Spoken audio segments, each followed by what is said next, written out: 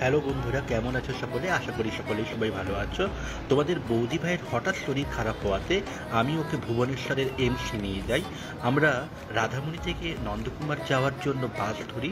সেখান থেকে আমাদের ভুবনেশ্বরগামী যাওয়ার জন্য আমাদের বাস আগে থেকেই বুকিং করা ছিল। সেই বাসে আমরা বসে পড়ি এবং বাস ছাড়ার আগে ওকে একটু চা খাইয়ে নিয়েছি। ওর শরীরটা দেখতে পাচ্ছেন কেমন খারাপ হয়ে গেছিল। এবং বাসের প্রথম স্টপেজ ছিল কাঁথি স্টপেজ, সেটা আপনারা দেখতে পাচ্ছেন আমার ভিডিওতে। তারপর বাস 11:30 নাগাদ একটা জায়গায় হল্ট দেয়। সেখানে খাওয়ার জন্য আমরা সকলেই নেমে পড়ি।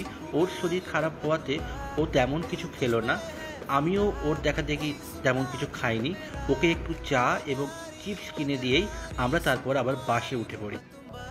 বাস তারপর তার গন্তব্যস্থলে যাওয়ার জন্য একদম রেডি।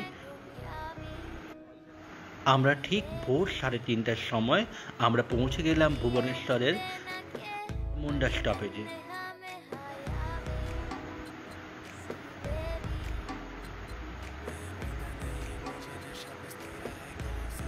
এবং বাসের ভিতর থেকে যতটুকু ভিডিও করা যায় ভালোভাবে আমি সেই ভিডিওটা আপনাদেরকে দেখাচ্ছি।